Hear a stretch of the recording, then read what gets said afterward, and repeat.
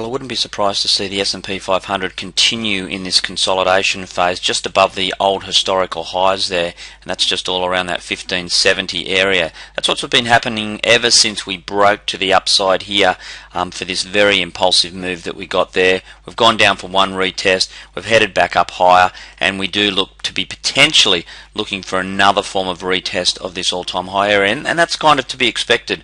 These all-time highs have taken a long time to break above, and obviously we had the GFC off those 2007 highs, and it's taken all this time to get back up into this area again and then to finally explode higher above those. So the type of retesting that we're looking at here, all very typical indeed. Now if you remember, just off that little ABC run to the upside, and this is what we're talking about, mainly focusing on in our review tonight, is just the degree of this wave 4 that we're looking at. We're convinced it is some form of wave 4 that's taking place here. Now whether this lower degree wave 4 has completed just here, that's the first big question mark. Nice symmetrical ABC pattern, headed down almost to the tick into the 38.2% retracement zone. Then we got a nice impulsive run to the upside post that. So that could be a very simple wave 4 completed.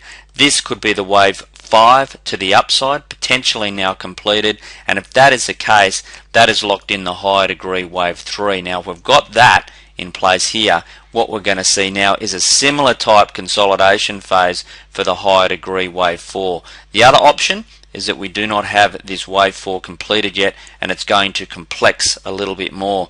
And we've talked about the laws of alternation before in Elliott wave theory. Fairly simple wave 2 there.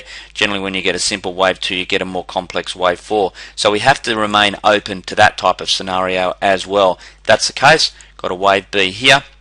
Then we'll be looking for some form of running flat pattern to occur here, another retest of those all-time highs for that wave, that lower degree wave 4 to complete, and then once that is complete we'll be looking to shoot on higher from there.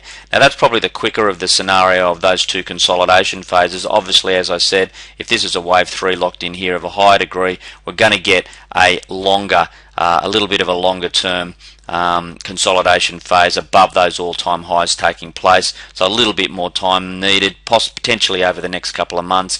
And as I said in our review tonight, we are coming up to the month of September, which generally isn't all that favourable for financial markets, so that's in the back of our minds here as well as to what is taking shape here. Basically, overall, longer term, still looking very bullish indeed. We just need to get through this little bit of indecision before we start moving higher.